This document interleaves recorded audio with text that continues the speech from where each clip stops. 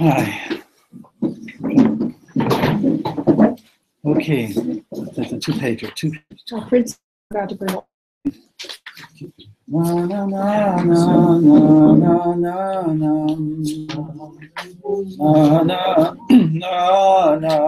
na na na na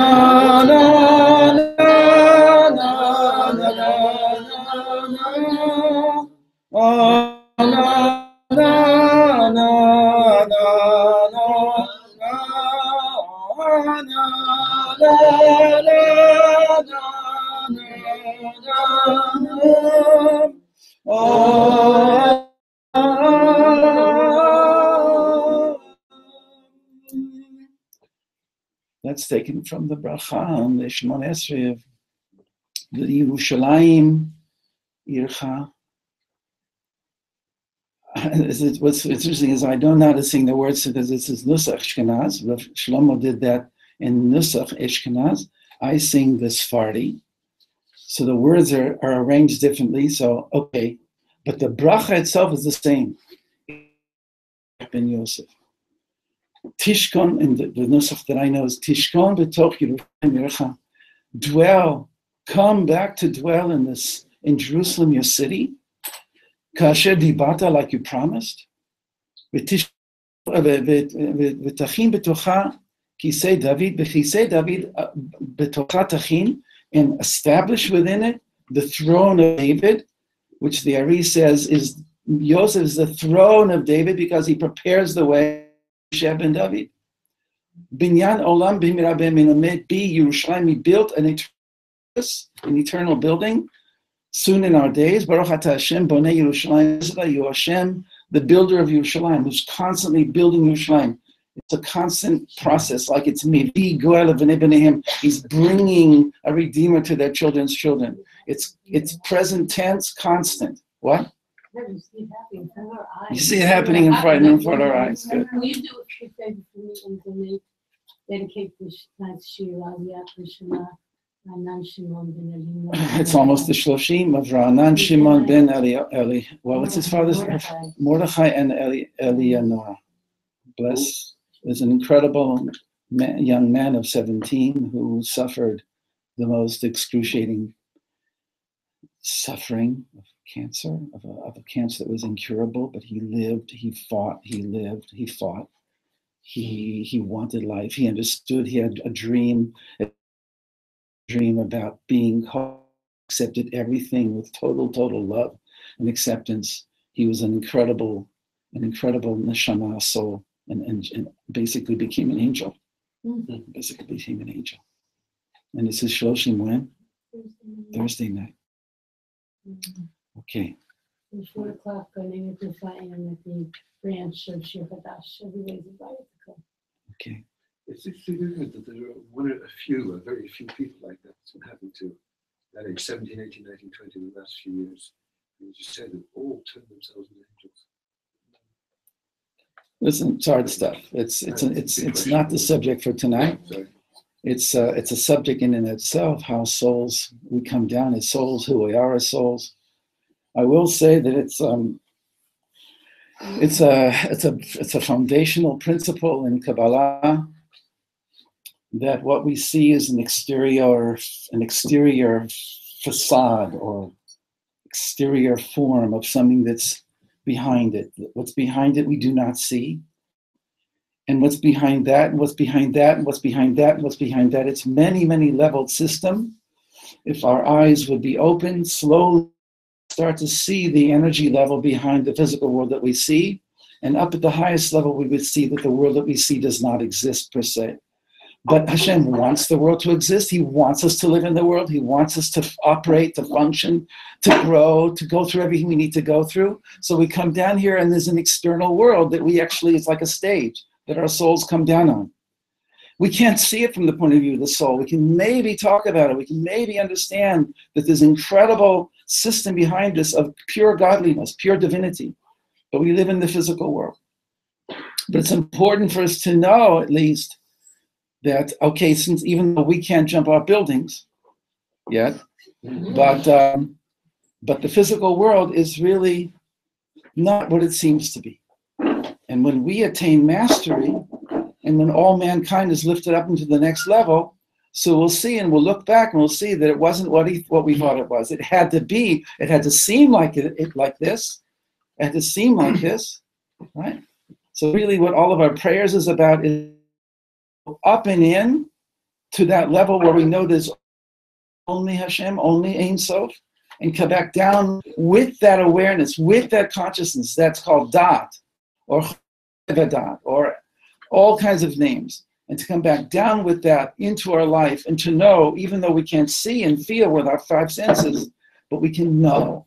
And that was what Hanukkah was about, and that's what, okay, so the same thing with the Torah. Same thing with the Torah, that the stories that we're talking about, and I'll tell you what this class is about for those of you who haven't been here. I have to do an overview before I get to the overview and before I get to what we're talking about. The Torah, it has an external facade. Shalom. Like the Zohar says that the stories of the Torah are its garments. And the limbs, the body of the Torah behind the garments are the mitzvot, are the gufei Torah, the body of the Torah, the mitzvot. And beneath that is the deep meaning of the Torah, the soul of the Torah. So there's the soul, the body, and the clothes. Those who see through the clothes and through the body to the deeper meaning of the Torah, now in this world, when it's harder, they will merit to see the soul of the Torah. So we're being told there's a 4-level system, and then it's never ending. So the stories are profound principles, but really Hashem knew that the best way to give over information is by telling stories. That's why all of Bereshit, all of Genesis is stories. Almost all of Genesis is stories. It's peppered and spiced with a few mitzvot, right? And in Vayikra, it's like a lot of mitzvot, but it's still stories also. And Bamidbar is really deep stories about what goes wrong in the desert. And Devarim is the story of Moshe's attempt to get us into Eretz Yisrael, but failing it, and nevertheless wanting to bring us to the highest level of what all of history is about. So the 5 books of the Torah are a levush for deeper and deeper levels, and as Mashiach gets closer, we want to see through those and sort of intuit our own lives in these stories. Like, these are archetypal stories. So what this class is called Geulah, redemption. The big story of history is that as history culminates, that as we get closer to the end time, the world is not going to end. It's not called the end of the world by us. It's the end of the world as we know it. It's leaving grammar school and going into junior high and high school and university. It's not that there's going to be no school, right? We don't destroy what we've done. It becomes the building block for what we're about to do. So when we go into the next level called the 7th millennium, right? And it's even because we receive Shabbat every week early, our wives and our mothers and our grandmothers for thousands of years have lit Shabbat candles and have gone like this. And it's not even sundown. The sun is above the trees. It's not dark. But at the moment when the women, light, unless you make a condition that say, well, I still need to ride in a car, I still need to do something, whatever. In 99.9% of the cases, it's Shabbat now. The house is filled, it's permeated with the light of Shabbat. So in the merit of all of those lightings, which are before the actual physical Shabbat, before the sundown and that, right, is so actually the Shabbat starts to come in earlier. And it's permeating our lives right now. It's like a light that's shining up it's shining down into our lives from up ahead. It's like the light at the top of the mountain, and we're seeing it. And as we see it, it draws us to itself. It gives us the ability, the strength to go on even when it's dark, even when it's hard. So the Geula is a deep, deep vision, a dream of the prophets that history has a culminating rendezvous at the end of history with God. And that's very exciting for us. And so at the deeper level, the Torah, that's what the Torah is all about, is to give us that consciousness now in our inner world so that we then prepare the vessels for that to manifest full force in the outer world. It's not going to come from outside in. It's going to come from inside out. Try that on for size. As much as we see external events and they seem to resonate with us and communicate to us and that there's somebody behind them, it's the consciousness of the somebody behind them that's the essence change that has to take place. Okay. So I want us all to feel that behind everything that's going on in our lives, there's a deep light shining into this world, a deep light of consciousness of love, of oneness. There's a lot of names for it, and each one is significant. It's shining into each one of us, and it's also surrounding us. It's enveloping us. It's cascading all around us. It's swirling all around us, and it's going inside of us. If you want to, you can say it's like a corkscrew. It's drilling its way inside of us. It's mamish drilling through all the stuff that's stopping it from happening. Nothing can stop it. It goes through walls. It goes through bone. It goes through, but it's inside and outside. And we're surrounded, we're bathed in it. I was just in Tzfat. I was just in Meron. Wow. So I'm bringing a little bit of that to you. Okay. So that's the overview. That's the overview. Any questions? Any? Is it in our hands when it all happens? Like, is it predestined when it's going to be, no matter what we do, or are there things we can do to speed the process? Is any part of it in our hands? Is it all just predestined, and it's just like something we are passively observing in a halavai that we even can observe it and see it, but really have it has nothing to do with anything we do? Is that the question? What's the answer? Of course. Yes. Of course we can. Of course, yes. Yes, we can hasten it. We can hasten it. Absolutely. Wait, be clear. He's talking whole sentences. Okay, just by perceiving it. Wait, there were 7 people before you. No, I mean, everybody said have senses to get to fill their sentence. What about mitzvahs? Mitzvot. Yeah. What are we doing mitzvot for if they have nothing to do with reality? What are you preparing yourself for to be able to receive it? What are we doing? What are we doing in order to make ourselves prepared to receive it? What changes are going on inside of us? And what difference does those changes make? Those changes make all the difference in the world. Mm-hmm. Now, exactly how to tell you what our part in this is, that's something to talk about. Maybe I could easily just say, don't know. All we know is that it makes a difference. I'm a big help, she says. Like, can you get away with a statement like that? It's great. Thank you so much. Rabbi, you once said that we do the same thing we do, but how we do it, and what is our intention, and where is our consciousness while doing it. That's what we can work on. Because basically, we live what the Torah says live by. That's it. And just do it in a much deeper way. Slow down, everybody. Inside of the motions that we do, when we slow down, there's moments. It's a lattice work. Reality is a lattice work. You go close enough. From a distance, it looks just like a wall, but the lattice where you can go up close and see through the holes.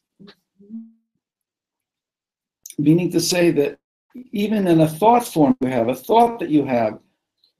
If you want to do a meditation on it, you go into that thought. There's many thoughts behind it. There's all kinds of things and that we see only the surface or the outside. And if you get closer, if you go inside, if you have the patience to go inside, you get a lot more. It's a little bit vague what I just said. I'm building on something, but I don't want to go into the whole thing. But going inside is a trip, is a journey. The knowing and becoming familiar with our inner world. Yes. I just wanted to add that the processes that I've been going through recently, and it's else that has happened in my life. I don't have to worry about it. Hashem, He does it. It's just that I have to really hear it correctly. But He just, whatever He brings me, it's part of the whole thing. So I don't really need to look for what to do. It comes. To look for what to do, it comes, because if we sensitize ourselves, if we again, this thing of slowing down, it makes a difference that you become sensitive enough to pick up at something that you're being guided. If we're too like what everybody calls the bull in the china shop, then you don't hear the guiding voice, and you say it doesn't exist. There's no such thing as a guiding voice. But you sense yourself in simple things, in good things that are pleasurable to you, to say, oh my goodness, there's something going on here that I wasn't paying attention to all this time. And that sensitizes us to all kinds of stuff. Again, these are conversations. These are openings. What we're going to try and do is to see it tonight in the story. Now, last week, I sent out, to those of you who are on the list, a 6-page thing in English about Yosef's meeting, Yehuda's meeting with Yosef. Those who didn't get it, I'll send it to you. Send me your email, or if you're here, you give me your email. I'll put you on the list, or I'll just send it to you. This is pure gold. What was it supposed to? I read it, and I wanted to know, what are we supposed to take from it? It was just one gigantic confrontation. So what is it? Well, what you read it. I've read this many times. So just read it again and see what you seeing here. Okay, let me tell you what we're talking about. I mean, is it part of what we're learning today? Needing to understand that? Is this built on it, or we don't really need to? No, everything is connected. What's going on in the Torah right now is that Yosef has revealed himself. Yaakov has now come down to Egypt. That's where the Torah is up to now. Vayechi Yaakov be'Eretz Mitzrayim, 17 shana. Yaakov lived in Eretz Mitzrayim 17 years. That's this week's parsha. It's very rare in the sense that it comes without any space between the last parsha and this parsha. It's on the same line without any spaces. It's called the Parsha Stuma, a closed parsha, a closed section. And there's two reasons given, is that even if you want to understand why all this is happening, don't even try. Well, I mean to say that the space between parashiot was given to Moshe in order to ask questions about what he just wrote, because he was a stenographer. He was writing it down. So when Moshe would have wanted the full import of this week's parsha, Hashem said, just keep writing. for us, so to speak, it's too deep for you to understand at the surface level. I have too much to tell you, and it'll take a while. It's not just a simple thing. But whatever, Yaakov had to go down to Mitzrayim. The children of Israel had to go to Mitzrayim. We know why. We know a lot why, and yet we still don't know why. Sorry to say that to you. Because it's us. Because the beginning of Sefer Shemot, where it repeats what's going on here, it says the names of the children of Israel went down to Egypt with Yaakov. And the reason was not only these are the names, the Shemot, but these are the souls, the Nishamot, that go down to Mitzrayim, which is this world, with Yaakov. Not with Yisrael, but with Yaakov. We only go to a limited view of things, and we have to develop on it. We are the souls who come down to this world. So it's a living situation. I'm going to try and focus. Please forgive me if I'll try and say things that are coherent and clear. So where we're holding in the Torah now in this week's Parashah, Vayechi, is that Yaakov is going to be living there in Egypt for 17 years, the best 17 years of his life. The first 17 years of Yosef's life, he had Yosef. Now he'll have Yosef another 17 years. Yosef is the apple of his eye, so to speak. So much of the story is the human part of it, is the incredible, the 22 years that Yosef was away from his father. And that, I want to go into that, but and I want to take a few weeks. I don't want to be limited by what's called the order of Shiot. I want you to see that it's finished. It's incredible. He revealed himself. The scene is a dramatic scene. And now I want to go back to chapter 50 of Genesis. I want to go back to 42. I'm going to catch it today at chapter 42, where Yaakov says, why don't you guys go down to Egypt to get some food? Like, you just can't stay here. Even though we have some food left, but everybody around us is starting to go down to Egypt, provisions. And it doesn't look good. We make like we're holding in a place where we're oblivious to what's going on. Also going to eventually run out of food anyway. So back in chapter 42 is the beginning, not even the beginning. It's already started with Yosef being sold, and the story that the brothers told. Right? So we can go backwards and forwards. Once we get to the very end, it's like a good movie. If you want to understand a good you read it 2, 3, 10 times, and you see, oh my God, the 10th time I finally got what this book is about. Well, that's what we do every year, and we still don't get it, right? Because it's more and more.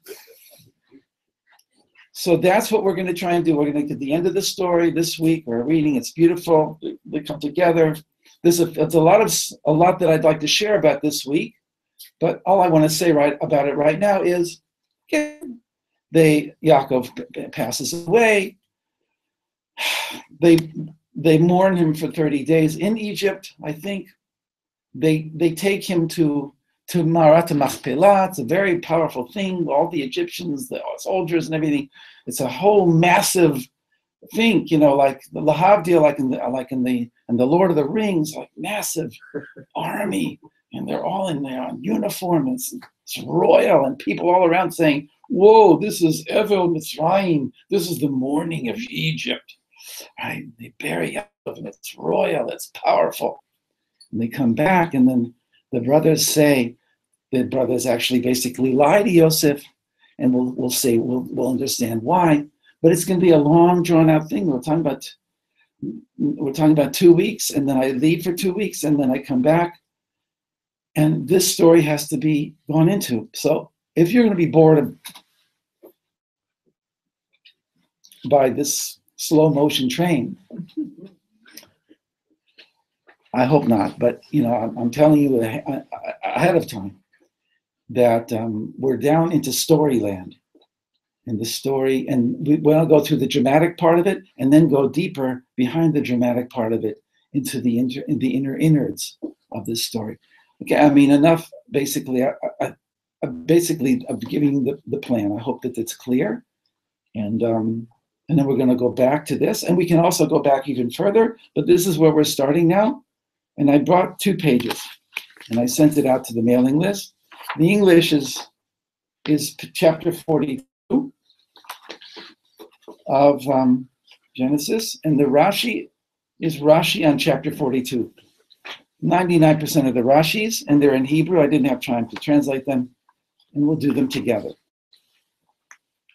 So with that having been said, V'hino Adonai Eloheinu aleinu ma'aseh yadenu kaneinu aleinu ma'aseh yadenu kaneinu gal einai la'abita niflot mitoratecha. Hashem, please uncover our eyes and let us see the wonders of your Torah.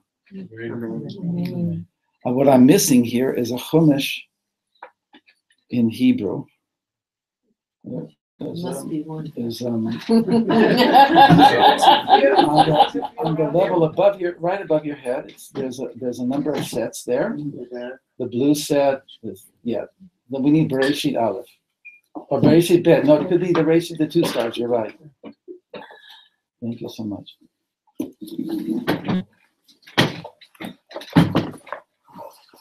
Great. So that we have reference to the original.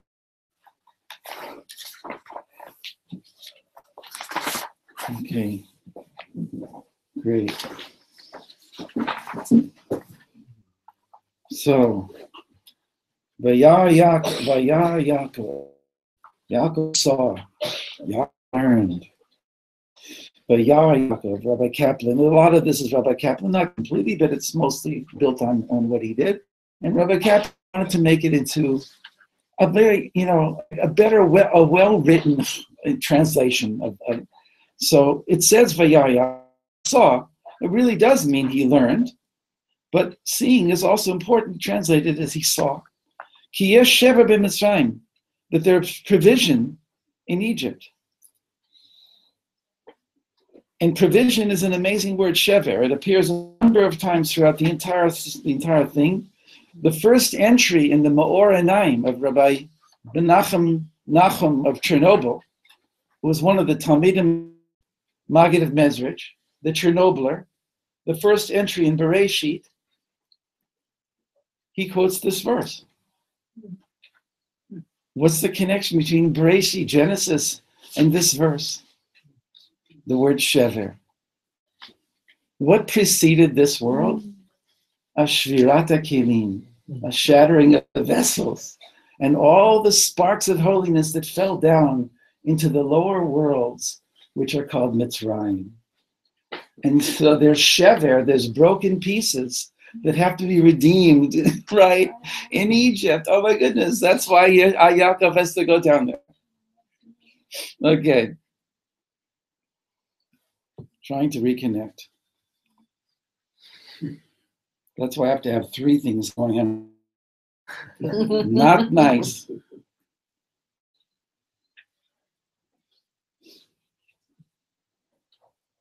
What do I do with you? Okay. Don't know what to do. Okay. At this pace, you won't get more than the first 2 verses.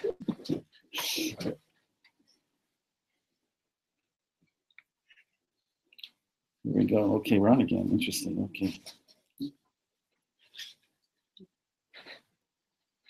Yaakov learned that there were provisions in Mitzrayim, and he said to his sons, "Vayama Yaakov levanav, lama titrav." Why do you show yourselves? There's different things here. Rashi is going to tell us. Mehechan ra'a, where did Rashi see? From where did he see? V'halo lo ra'a ela shema. He only heard, as it says in a few verses from here, Hine shamati. I've heard that there are provisions in Egypt. He himself says, I heard. Rashi is zooming in on the word that he saw. So therefore, what does it mean? Mahu vayar. What does it mean that he saw? So Rashi says, Ra'ab aspaklaria shel kodesh. He saw in a holy mirror. He saw in in our tradition, there's aspaklaria. You get spectacles is definitely a spaklaria is a lens. Speculate. You have the R that's not in speculate, it's spectacles, but there's an R here in the spaklar, which means clear, klar, spaklar, clear spectacle, clear seeing, right? Clairvoyance. Yeah? The word clairvoyance is from aspaklar. Yeah. So in our tradition, the spectacle in the sense of a show. No, spectacles in the sense of things that allow you to see. Oh yeah, I mean both. Okay. Both. Okay. So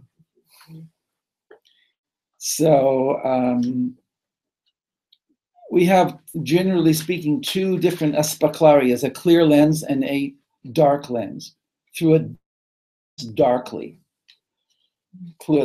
glass darkly, a non-shining aspaklaria. So that's what Yaakov had. He did not have clear prophecy during the 22 years that Yosef was away, but he had a sense, an intuitive sense that was vague and unclear. But when he had a sense, he knew he had a sense. He knew that something was happening. He knew that Yosef was alive, but he didn't know how. And therefore it was very painful for him because he didn't have clarity. I mean, thinking of somebody who has total clarity and then loses it and goes into a state of what's called katnut, of limited, constricted consciousness. You know how painful that is. So that's what galut is. That's what exile is. So for Yaakov, compared to what his normal state was, he was in a very dark place. But he definitely was able to still know. Shadain yeshlo sheba mitzrayim. He was able to know that there was provisions in Egypt. Velot aita nevuah, but it was not pure prophecy. Lehodio befirush, to tell him explicitly, Shizeh Yosef, that the one who was giving the provisions out was Yosef. That he wouldn't know and couldn't know. It had to be hidden from him. So the hiding, Hashem hides from the tzaddik, but gives them at least something. Lama titrao, lama tir'u atzmechem b'fnei b'nei Yishmael b'nei Esav. Why are you showing yourselves before the children of Yishmael and the children of Esav? Ki'ilu atem seveim, as if you're all satisfied, you have everything you need. Because at that moment, they still had enough provisions. And then there's a parenthesis, it's nice, but I can't do everything.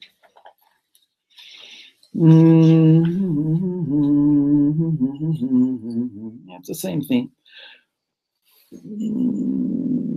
Okay, that's all we need from that Rashi.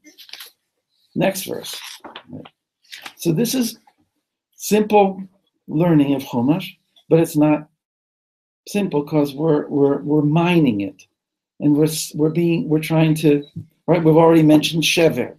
There are broken sparks of and broken vessels. That's the metaphor that's used. The broken vessels of creation, the light of Hashem in a broken form, in your life, in my life. Right? Dysfunctionalities, good things that are not good completely, bad things that have a little bit of good, but that take us away, things that spin us off into all kinds of directions. We don't know why we went there, what we did. What are we supposed to learn from it? We'll come back to some type of, like, how do we get to be who I am? Right? This is called shever, brokenness, where everything breaks up. The Jewish people are in a state now of total brokenness. Halavai, we were brokenhearted, but what it is more of like, it's like atomization. It's like broken up into pieces, and people don't understand the connection of how to bring it all together. So that's a very important takeaway from this. That this is a story about, it's stories within stories. Next verse. Vayomer hinei shemati, behold, I've heard.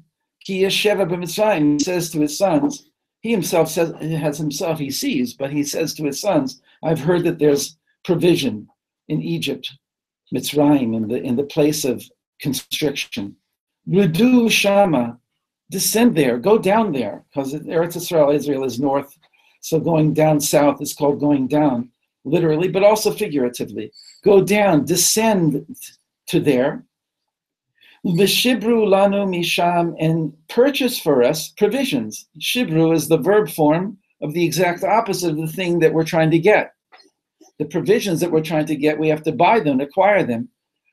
There's a place here in Yerushalayim that's not far from here called the Mashbir. And the Mashbir is it's from the Torah that Yosef is the Mashbir. He's the one who supplies. So go buy provisions from there. And we will live and not die. Rashi, right? Again, simple. Also trying to get the deeper. Rashi bet redu shama velo amar lechu. He didn't say go down. He said descend. Doesn't sound like a big difference in English. Redu is laredet is the verb, not lalechet. Don't go, don't travel there, etc., etc. It's laredet, redu. Because redu is a gematria. Is it? 210. 210. 200 plus 4 plus 6. Remez l'matayim ve'esar shanim shenishtabdu le'mitzrayim kiminyan redu. It's a hint through the Torah, through I'm a prophet and I didn't know it. What does Dylan say? What's the line? A prophet and I didn't know it. Prophet and I didn't know it. Is that the line? No. Whatever. It's prophecy that a person speaks unknowingly, that I'm saying something, I don't even have no idea what I'm saying because I'm talking about something a long way off. And the word that I use, right? Or you could say that the Torah is written from above. Yaakov is what, however, there's different ways to see it, right? There's the level that there's a whole script being played out here, and the director of the movie is putting the lines in the mouths of the characters. There's also the level closer to us where the character says something, it doesn't know why he says it, but it is him saying it, right? Stuff like that. The sliding scale of how much we're seeing God in our life, and how much we're ourselves, and how much we're able to see the dovetailing of the God-man relationship, even in a simple thing like this. That's verse 2. Verse 3. Vayerdu achei Yosef asara. Here's like lights shining. Vayerdu achei Yosef asara lishbarbar miMitzrayim. Yosef's 10 brothers went in Mitzrayim. The translation is flat compared to the lights in this. They're called achei Yosef. All of a sudden, out of nowhere, they could be called Bnei Israel, Bnei Yaakov, like hello, whatever. But to call them the brothers of Yosef right now at this moment, Asara. Mm-hmm. And then this Asara, 10, the 10 brothers of Yosef go down to buy and to purchase provisions from Egypt. Backwards also? Yeah, it should be Asara Bnei Asara achei Yosef. So let's see, right? Vayirdu achei Yosef. V'lo katav b'nei Yaakov. It doesn't say the children of Yaakov. Melamed, this teaches us, shayu mitchatim b'mechirato, that they had, after 22 years, they had regretted having sold their brother. Regretted his selling him. Minatnu libam, and they gave their hearts, and it made a decision, lihitnahegimo be'achava, to conduct themselves toward him with brotherliness, with love. V'livdoto, and to redeem him, b'kol mamon sheyifsiku alehem, with any amount of money that would be demanded for him, from them. There's a key, right? That's the story behind the story that is hinted at in the Torah. And the part of this whole thing is that the shiluv, the dovetailing is not a good word for shiluv, the intertwining of the written Torah, the oral Torah, to give you a picture that you could not get from the written Torah itself alone. That pretty clear? Yes. That's in Kabbalah, that's called Yichud Kuchav Richud Shchint, the unification of the Holy One, blessed to be He, from above, with the Shekhinah, which is the indwelling presence from below. Because when we see that, when we join the two Torahs, the Torah p.10a, which is the Torah of the mouth, the oral Torah, and the written Torah. Written Torah is what we read, what we think when we see something, is corresponds to the mind. Oral Torah corresponds to the mouth. When our mouth and our mind come together, and what we say and what we hear from other people, we understand it. First, like there's a whole beautiful thing in Kabbalah that God spoke the world into existence. But before he spoke the world into existence, the thought of the children of Israel arose in his thought. So the thought precedes the speech, and thought is higher than speech. And the speech was in order to create a world so that the children of Israel, which come in thought, can come down and play, as we said, to play these roles in this world. So this divine level of the Torah is very engaging when you start to tune into it. And that's what we're trying to do, is to see the soul level behind the physical body level, right? See them see them what's called hitlapshut, that the divine level dresses up in the physical level. And that when we see the physical, we look at each other, we see behind the eyes, we see behind the face, we see the heart, we see the thoughts, we see the mind, we see a person, we see a whole person. And we love that person.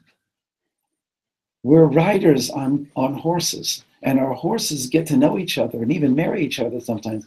But it's really the riders that marry each other.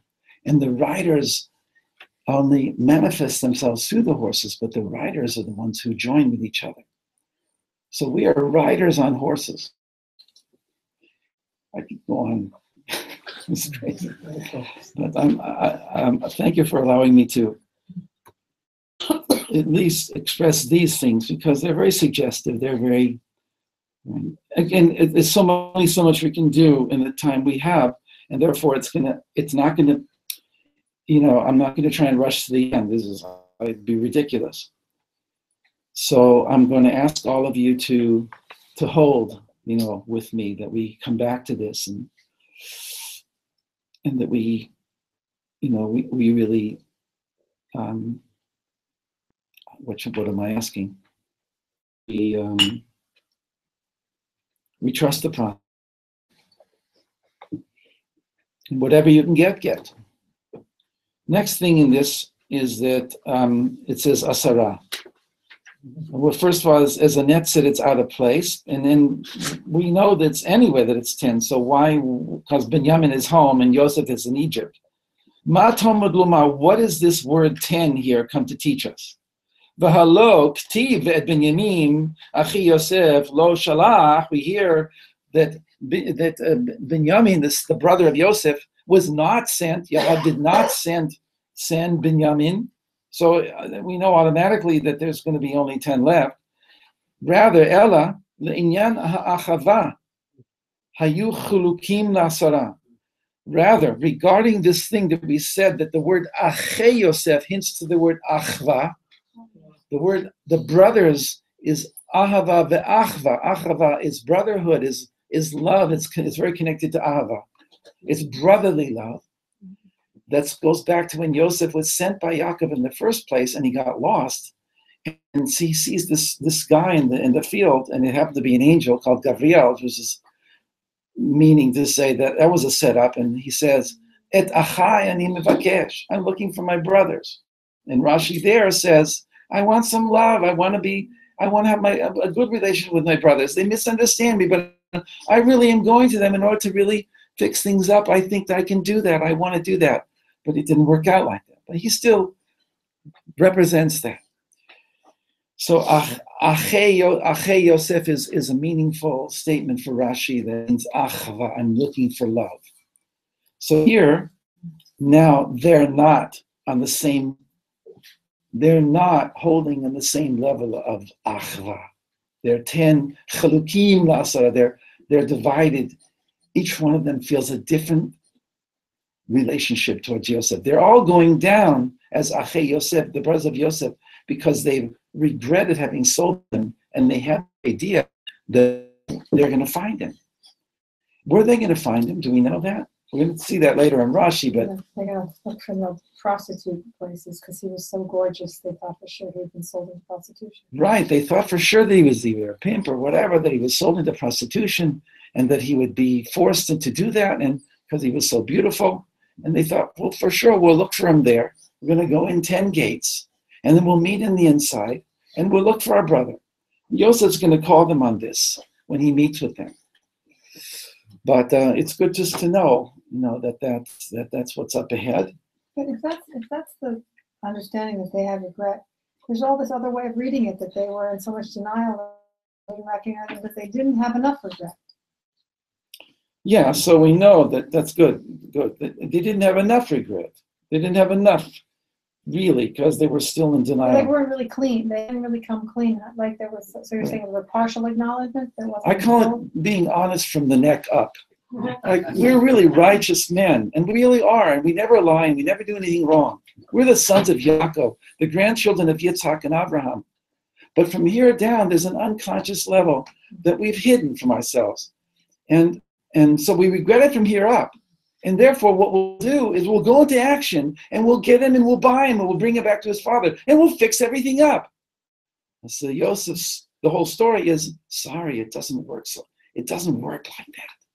There's some stuff you got to get clear on. You got to clean yourselves. Because that effect is going to be, if you don't clean yourselves, then the whole history of Am Yisrael, as it is, it's hard. As it is, we're descendants of these volatile brothers, especially Shimon and Levi. So if they hadn't fixed that they hadn't fixed that, and we'll see at the end that Yosef cried on their shoulders, but it doesn't say that they cried. It's a big missing thing. It's very sad that when he revealed himself to them, they were shocked, the whole thing, and he cried on their shoulders. But it doesn't say they cried. Isn't there an idea that he came out too? Didn't he not? He came out too early with this. I mean, there's an idea that he didn't push them far enough to get to How far can you push? He pushed till the very end. I always understood that that's part of why we're where we are now, because he wasn't able to push. So Rebecca is saying that for sure, that there's a story there still being worked out. How much is being worked out? How much did they work out? How much did they leave unworked out? They worked out quite a bit, and yet still there's so much for us to work out. And God is the ultimate director of the awesome movie of history. There's no better metaphor for the Torah that switches scenes, just like in a movie. Because you build the consciousness that's going on by seeing the different scenes in the movie, and the director and the producer, and they all know that when you're doing the scenes, you're doing this scene and then doing that scene. But on the film, when you're writing the film, you switch from scene to scene like this, and the mind is where it all comes together. It's not together up there, but your mind puts it together. The Torah works the same way. There's a beautiful Al-Sheikh on this. It says when Yosef, still unrevealed to the brothers, sat them down when they came back the second time, they're all eating and so on. They hadn't had wine made merry since they sold them. Right. And suddenly, they still don't know he's Joseph. They start drinking wine. No, he feeds them. He made them drink. He is not drunk wine. This is all in this thing that I sent out. He hasn't drunk wine, and neither have they. And so when he offers it to them, they say, "Oh no, we haven't had any wine since our brother was lost." It's a different fact. There's a different take on that. I think there's always different takes on it. Okay, fine. Yeah, there's a beautiful Al-Sheikh on that. I think it's the Al-Sheikh.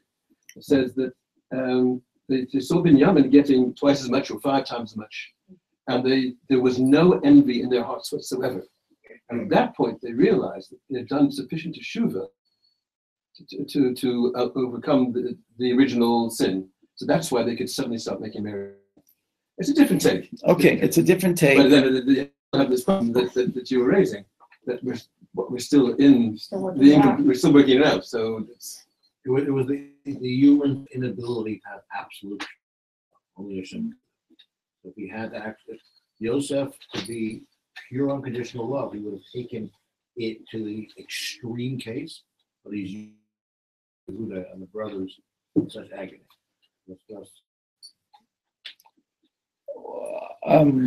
You're saying I'm talking about what you, I don't know what your name was. Rebecca. Rebecca was saying before, is that he didn't take it as far because he knew what the tikkun was. So Rebecca said he could have taken it further, and then it could have been a complete tikkun. And you're saying that he, as human, because he's human, he couldn't see them suffering anymore. Correct. Under this thing. At the moment he would say Ani Yosef, there would be an incredible moment of understanding, and he wanted to give that to them. No, I don't know. You guys, you have a right to have your. This is my right. You can read in at every point, but what we're trying to get here is Yehuda said to him, I can't leave him here. Keep me instead. It'll kill my father. Like, how much further can you push him than that? See, according to the midrash that I sent you, a lot of this is answered. This is very, very vital stuff. I sent you the magic screen. The magic screen of Yosef. That's a very advanced thing. Magic screen is that a screen was put in front of Binyamin, and Yosef said to him privately, what's the scene? They're sitting there at the table. The brothers are here. He seats them according to their age. Christians are there because they can't eat with the Hebrews. And Yosef says, oh, I also don't have a brother. Here, you sit by me. And he speaks to Binyamin, and he asks him all kinds of interesting questions. And then he says, hey, listen, I heard you have a brother that might be in Egypt. I can help you find him. And he went to his private room. Oh, again, this is top stuff for me. This is like, you can't get better than this. Okay, so he brings him into the room. Who knows this? Who knows this by heart, and who doesn't know this? Oh, I read it. I'm shocked. I'm a failure. You say it. No. he reveals everything to him and starts giving. He gives him like the pre. He gets the pre. It's very important how he does it. He says, here's a mishtar kochavim, a star chart. He says, I want you to look at this.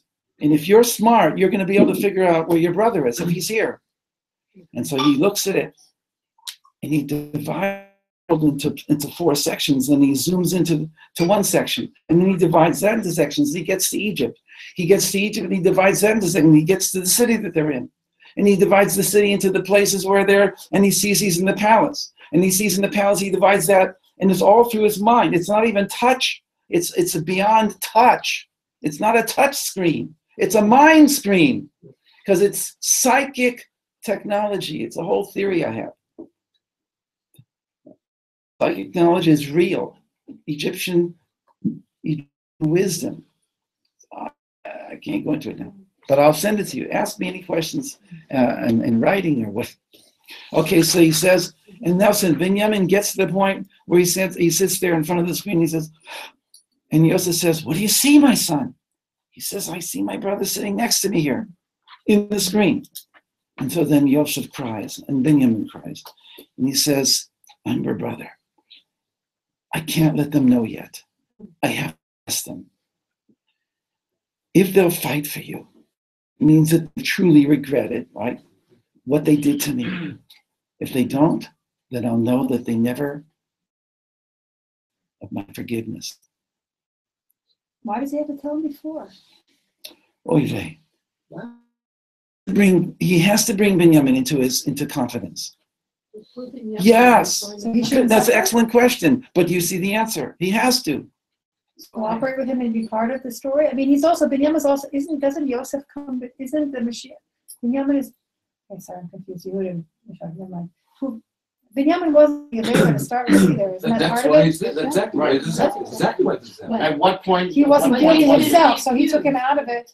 He recused himself. So He says you're gonna play a very important part here. So he played I'm going to God. put my cup, the cup that I divine everything with. I make like I divine. He used the cup as a master He impersonated back in Canaan when he would play with his brothers. B'nai Bilpah, we went into 3 weeks ago, and he made like he was a nar, but it was really with an intention. He's now completely mastered the art of impersonation. Even if he had no beard, they still wouldn't see it because he's master impersonator. So now, I just want to finish the sentence. So now he has to bring Binyamin into his plan. Is that Binyamin, I'm going to give the cup, put the cup in your backpack, your amtachat. Remember the amtachat? So know what amtachat means. You guys don't know what amtachat is about. Saddlebag. The saddlebags go 15 times in the Torah and in Miketz, not before and not after. It's in here in this Parsha 42. You'll see it bolded. Amtachat. Actually, it's in the future. But amtachat is emet tachat. It's the amtachat plan. Yosef, through Hashem, through Yosef, wants to bring the truth, the emet out that's been repressed. So he has to reveal it to Binyamin, and he says, I'm going to put the cup in your bag. I'm going to send Menashe after you leave the city, and he's going to discover you, and he's going to discover the cup in your bag, and they are going to be furious. They just want to get out of here, and they're going to have to come back here, and they're going to confront me, and I'm going to take you because you are the one who stole the cup. Yeah. So that's the scene, and that's the perfection of the scene, actually, because he had to create that powerful, dramatic moment when they are going to be willing to give up everything in order to get Binyamin, because they can't go back to Yaakov. And he's going to say to him in the Midrash here, Yosef's going to say to him. So Yosef was convinced that Binyamin would go along with this. Oh, but sure. Binyamin came to it on his own, which is what's so powerful. What Binyamin went through was exactly kind of what he wanted brothers to go, like that complete realization through his own understanding. Well, what the star chart is, I can't tell you. But the back now, and just rightly after that, it says, Yehuda says, when he's confronting Yosef, we're there right now. Beware lest I open my mouth. And Yosef answered, open your mouth and I shall fill it with stones and close it. Yehuda said, Hoi Adoni, whoa, mister. We didn't come here to fight with you and destroy Egypt. Just return our brother Binyamin and we shall depart. How can I return to my father without my brother Binyamin? And what shall I say to him? Yosef said, tell him the rope has gone down after the bucket. And has perished just as his brother perished. Yehuda became enraged and said, I hate falsehood. Yosef said, one who sells his brother for 20 shekels has the audacity to say that he hates falsehood. Yehuda heard these words and cried out, restore Binyamin to us at once, lest I paint this whole city with red with the blood it's slain. Yosef said, surely there's no one like you and your brothers who know how to dye things. You also dyed your brother Yosef's coat with. This never happened. In a sense, it never happened, but it's a fantastic way of presenting it. He's driving Yehuda crazy. He's bringing through anger, and he's bringing through bitterness. And bitterness, he's bringing through a psychological process that's going to help him come out and bring out the best of who Yehud is. And Mashiach ben Yosef, which is Hashem, is the ultimate impersonator, us crazy now, in giving us a life that we don't understand, and the things that are happening on the national level and on our personal level, and it doesn't make sense, and it's grates to us, and we have cognitive dissonance. So we're asking now through this story for us to be able to understand what we need to do to fix. Our whole life should be dedicated now to fixing whatever we've done in any past lifetime that needs fixing. That's why we came here. It's an awesome thing that you get through this story. Sorry, what do you want to say? Oh, that was amazing. No, the only thing I said is, do you think Yehuda would have caught on that? How does he have all that knowledge? How does he know everything? Because they're stuck. Because psychologically, they're amazing. stuck in Yeah, they're stuck in the lie, right? Yeah. But you're right. There's holes in the story, but you and I are stuck in the lie also. No, that's fine. Okay. No, but he said he's a prophet, he said. He Yeah, said that he's got a vision. divinates with the cop and whatever. But why does he even have to go that far? Like, just as it's written, like, Yosef says, I'm keeping your little brother, and says, no, you can't. It'll kill my father. I can't bear that. I mean, that makes me cry when we read it. Right. And I wasn't, I wasn't there, like, emotional. Like, why does it even have to go that far? Isn't what's there enough? It's not enough that's going to kill his father, though. But again, they sold their brother Yosef, and they were numb. They didn't feel his pain. So he wanted his pain, Yaakov's pain. He's given them a chance to rectify with the other. It's not just about pain caused to their father. They should have pain for what they did wrong, just in the sake of what was wrong, not just that someone else got hurt from it. So right now, there was what it's saying is really what Yaakov will have to endure if they don't bring him back. Well, okay, he's using Yaakov's pain to get Yehuda to realize that Yosef, that they can then say to him, why didn't you feel that pain of your father and my father when you sold me? So all this made Yehuda very bitter. His right eye became totally bloodshot, and the hairs of his heart tore the 5 garments he wore.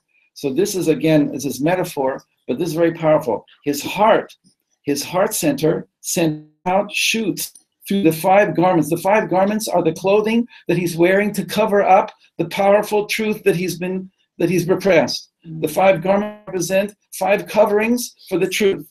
And now it's piercing through. I don't know how to better say it.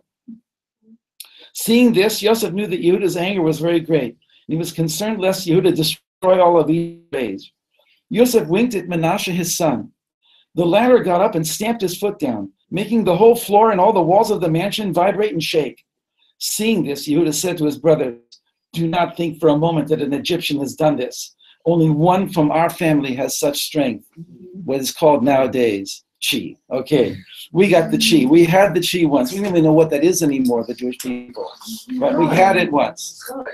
Chai. Not high, high. Chai. We had life force. Yehuda began to speak pleadingly with Yosef. Please give us our brother and let us go. Yosef answered, behold, I've already told you, a thief's sentence is servitude. As Yosef said these words, he kicked a marble pillar, and it crumbled to thin dust. Yehuda exclaimed, today I have seen a man who is stronger than I. Yehuda then tried to unsheath his sword, but it became wedged there, and he couldn't get it out. He was completely astonished, and he said, the meaning of this is that this man is seen to be good in Hashem. He has therefore given him great strength to crumble marble, and allowed him to perform great wonders, to prevent me from unsheathing my sword. Yosef said, aren't any of your brothers better and wiser than you? Why have you been chosen to be their spokesman? Let them come forth and speak. I shall then listen. Yehuda answered, I alone made myself a guarantor for my brother. That is why I have spoken all these words. Well, why didn't you stand up for Yosef, your brother, when you and your brothers rose up against him to sell him for 20 pieces of silver? Why did you see your father saying your son has been torn to pieces? You did good for a big enough. I love this stuff, so I get off on it. Take it, enjoy it. Let the light come into you and let the light surround you. Let it pierce through all of the clothings, all the very different coverings that we're all carrying. We all came here to Yerushalayim to get rectified, this is the time. And whatever seemingly hurts or goes wrong or doesn't go the way we'd like it to go, it's what's called a siman muvhak. It's a perfectly aimed arrow. Something that bothers us, right? And also the joys. It's the good stuff. But it's the hard stuff that's harder to take, of course. When something doesn't go right, what happens inside of me when it doesn't go right? Am I covered over so that I say, hey, I'm righteous, man. Why is this happening to me? There's something wrong with you up there. Or, whoa, what am I supposed to do? I don't understand myself as I thought I did. There's a whole Torah about when you come to Eretz Yisrael, all of your outer successes, and you're like, you're really top guy, all of that kind of fades away and you start to see yourself as you really are. And at first that's like not pleasant, but it's all in order to get to who we really are, which is really pleasant. So the intermediate period stage is the hardest, and every one of us is at some point in that stage. And we can go in and out of it. We don't have to stay in it all the time. It might be hard, but we can have moments of like, wow, this is a good place. I love this place. I love my life. I love life. I want to live my life.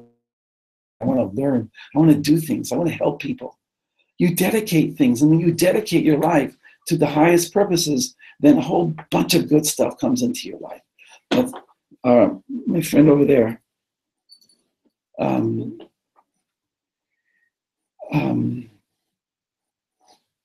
knows this very well. Eric knows this very well. Eric, you're an amazing teacher. You're helping a lot of people. Okay, so. I had the privilege of learning a lot from you. What? I had the privilege of learning a lot from you for a long time. Okay, fine. So great. So let's talk now. Whatever we want to talk. Again, what? The poor Binyamin. If he had not been told by Yosef that this was going to come up, that he would be accused of having stolen the God, and he'd be put in jail, locked up, and whatever. Which is what the written. Binyamin wasn't guilty of doing anything wrong. If Yosef had not told him, he would have been in such a panic, in such a horror. It would have been tortured. Binyamin would have deserved to be tortured. It's so hard. Yosef had to tell him that this was a front. This was a, Oh, okay. So he wouldn't have done this without telling us. You're saying if he wouldn't have told him, it would have been impossible for Binyamin to really handle this thing. He would have been felt like completely sold out. No, he wouldn't do that. He wouldn't do that to him. He had to tell him. The problem is that the Torah, the written, does not tell us that he took Binyamin. Let me see. Let me make sure. Let me make sure. No. So there's a way of reading the written Torah. It didn't make what That part of the story. that part of the story. Yeah. Well, I tell you, Midrash, not even though I love all the Meforshim, but it's Rashi and the Midrash who are the main ones to get you to the deeper level I think is important. So I don't remember where that is, but apparently he did not tell him, and the way that it reads is it has to be in Miketz. It has to be before. Mm-hmm. No. Okay. Where's that verse?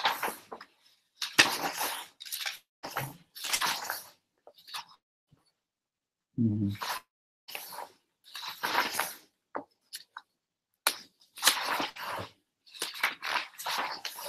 Okay. Aboker, morning came. Behanashim shulchu hema b'hamorim, and the men were sent along with their chamorim, their asses. Like, what do we need to hear that for? So my comment on chamor is that there's for sure a reason. It's significant because it shouldn't be here. So that's how I work. Hem yatsu et ha'ir, they left the city. Lo erchiku, didn't go far. V'Yosef amar al beito, and Yosef said to the one who pointed over his house, is basically Menashe, Kum redof achrei hanashim, go chase after the men. V'hisagtam, go catch them. V'amata aleim lama shelamtem tachat tova, and ask them and tell them, why have you paid evil for good? This is the cup that my master drinks from, and who he's nachesh bo. He divines and he uses it to divine, to know things. Haro'otem asher asitem. You've done tremendous evil in what you've done. He spoke to them, told them exactly what he was told to say. Why have you spoken like this? Chalila, for shalom, God forbid that we should do this. We even brought back the money that was in our amtachot. Okay, so we see there's no indication here. Obviously, Ephraim and Menashe were not in on this either. Menashe and Ephraim are totally in on this. Yeah. Yes, Because they are in it. Yeah. Of course. Yeah, he had them looking out for them coming through the gates Malachi from the Ephraim. beginning. But they don't have to know. That They this is have a to complete know. show. They have to know. They're just following orders. No, they have to They know. were the. Why do they have to? Why do they have to know? Because then Because he has brought them up to be B'nai Yaakov. They're Oh, awesome I see. Speaking kids. of it. Okay. These are awesome guys. They were dressed like Egyptians, but they were pure. They were pure B'nai Israel, and they were given everything that Yosef had from his father. They were given the entire tradition. See, that's behind the scenes. This is what Yaakov gave to Yosef. Yosef gave to his children. There's no question. they had to see Joseph's greatness in that sense. Because this is what was going to be transmitted from them then to the rest of their descendants, to all of them. Yeah. Yosef set this all up as a meter connected meter for what they did to him, right? I mean, they were kosher sharing on him, on all of his intentions and everything he did, and he went and turned that around on them. Saying, is that part of? Did he set that up as a way to kind of have them go through what they did to him? I assume that was done with all intentionality, every step of it. Okay. I basically I build it up from the pieces. But what I come to is, yes, that everything that Yosef did here was a master plan in order to help his brothers come into their emet. And you're going to see in Ravi's a word here and a word there that's going to completely confirm these type of things. And what the problem with Torah is it makes you work to get it. But again, it's thing that's the movie for the 10th time. There's no pleasure greater than getting it. And you see, did was worth it because it now built it into yourself. So I bless us all. I'm so happy that it's a lively class, and I hope that I wish I could do better, but this is. It was a perfect test, and they asked him perfect to take Rachel's other child, take the baby, the family, and I set it up to see if they would really stick by him and do anything they wanted to say to him. Perfect plan to set up to see if they will stick by their younger brother. In the same position again and not doing the same thing. Right, and to make sure that they're going to do tshuva for what they did to Yosef. And again, back in the story itself, they felt justified. Shimon and Levi were very strong on the fact that this man Yosef was not only a false dreamer but a false prophet, and that he was trying to usurp the entire family tradition, just like had happened with Yishmael and Yitzhak, and had happened with Esav and Yaakov. And now they saw that they felt that they become the outsiders, and Yosef thought he was going to become, and that really bothered them, and it's justified. So that's what we call a setup, in the true sense of the word, is that what they did was totally justified in their own eyes. And we went a little bit into details, there could be more, but how they sat at a distance from they didn't want to hear us cry. So there's one thing is the actual movie that you have to see in your mind when you see these scenes. And the second and the third and the fourth are, what was the meaning of why Hashem set the situation up like this, over and above the human element of what is the God level, and then come back into the human and then go up again. This is not an easy thing, but it's vital to be able to do this in our own life. You can see your life as a double screen. The top screen is what's going on in Shemayim, and the Beit Din of Shemayim and the Tzaddikim of Shemayim are deciding what's going to go on in your life based on Hashem's will, and you're down here and you don't know any of that. There's a scene where David is fighting a lion, and the lion has him pinned down, and David also the Chai. As he says later to Shaul, I have fought a bear and also a lion because I was a shepherd and I protected my sheep. But he was pinned down. At that moment, they were deciding where with David. I've told many times the story of the Zen movie where the Zen archer has arrows he's sent out into the forest, and there's a panther there. It's the first 4 arrows and he hit the panther and he misses. And the 5th one, he sees the panther right in front of him, about the distance between him over there. Or no, a little bit, twice, 3 times. There's another Avraham behind you also. Okay, so he shoots, and the panther springs, and the movie goes into all the memories of his life. It's a fantastic way. That very moment when everything is you're on the edge of your seat, will he hit? And then he sees his whole life. So we have to now sit back for 4 hours and see our lives as this incredible moment, this crescendo, when, right? That's how I want to work this, is that in moments which are most difficult, is to see my whole life. The same as the double screen is that I want to be able to see, I want to have some intuition, even if it's through a glass darkly, that somehow this is supposed to happen. If I'm really into just immediate reaction to everything that happens to me, I'm ready to hit that guy if he hits me. I'm ready to hit that guy if he says anything to me that hurts me.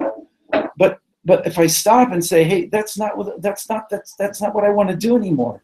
I don't want to just react from my hip. I want to see what's going on here. Maybe there's a reason this is happening. Now, this is to put a stop on the film in order for me to get a chance to be a proactive actor here, instead of just going on what my conditioning has been until now. These are things. I still react also. I have what's called my 2-second reaction. If I feel threatened, I'll go into a state like this. And almost right away, though, I'll say, cool it. It's not as bad as I thought. I'm threatened. It's an unconscious, visceral threat when something is happening to. I've given many examples, but the point is that give yourself that 2 seconds to have that reaction, and really what's going on here. This reaction that I'm having is to this situation. That's a key. Wow, maybe I'm overreacting. Maybe there's something that this is triggering in me. All that stuff that we talk about in psychology is what the Torah is about. I know I'm driving you crazy also. No. Thank you so much.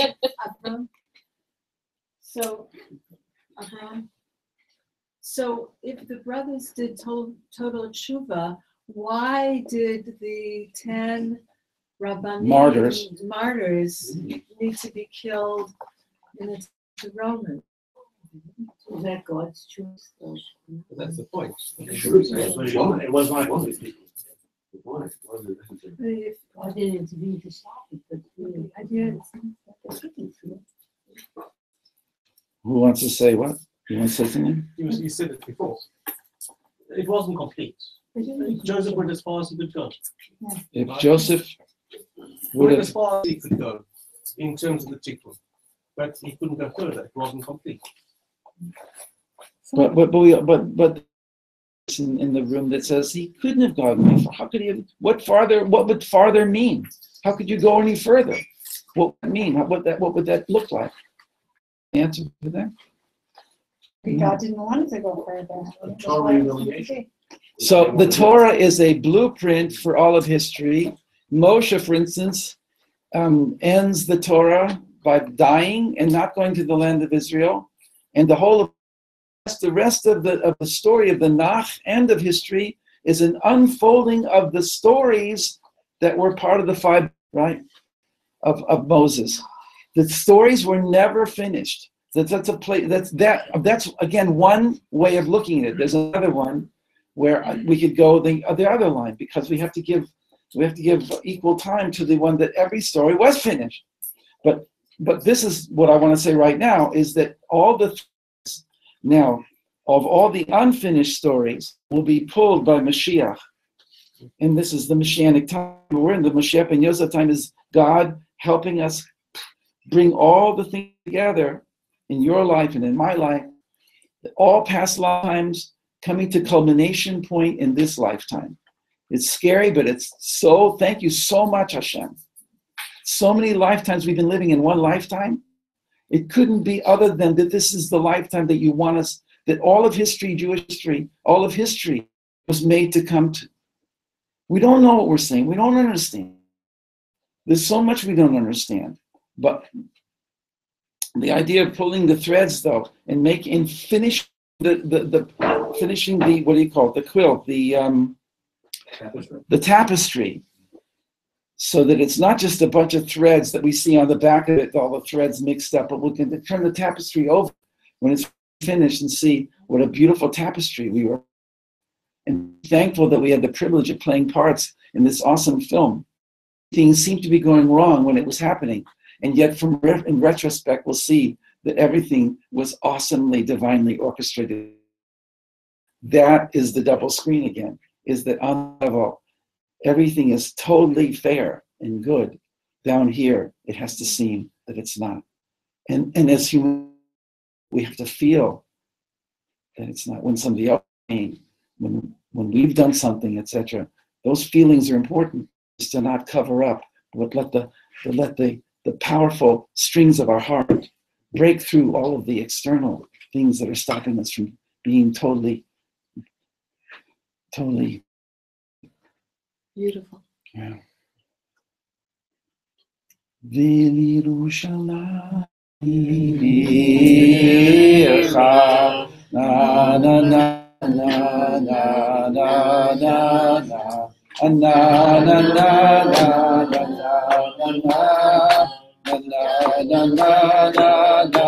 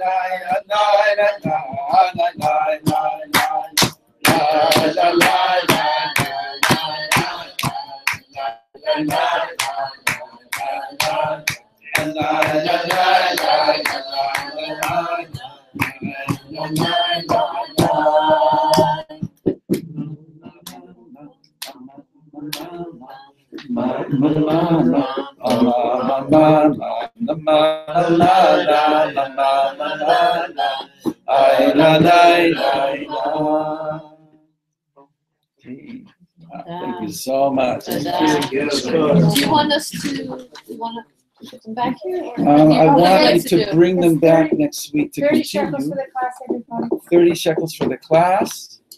The papers can remain with you or come back to me, either way. Next week, we're, God willing, going to continue. I actually have 6 pages of just chapter 42 to chapter 50 in English, if anybody wants that. You send it? You should send it. Yeah. Okay. Where do I give you our email address? Send me an email. I'll give you mine for now. So I have already 6 pages in English of chapter 42 to chapter 50. My plan is that I have to send whoever doesn't have this midrashic stuff, this 6-page file. One of those printed? I have only one set here. I'll be glad to give it away. You said it 2 weeks ago. Yeah. I sent it 2 weeks ago. I'll send it again to anybody who asks. I don't like to send unless people ask. I don't like to impose, really, believe it or not. It's just an email, though. You can just- What is the sheet called? What she's called, so we know what to ask for. Yosef reveals himself. This is the midrash. The midrash. Yeah. Avraham Sutton Avraham Sutton Sutton at iCloud.com. Sutton. Avraham Sutton Yes. at iCloud.com. Very good. Yes. Good call. Good call. Everybody. Thank you, Rebbe. Thank you. Thank you. Spot's good for you. You should go there more often. No, I sent it to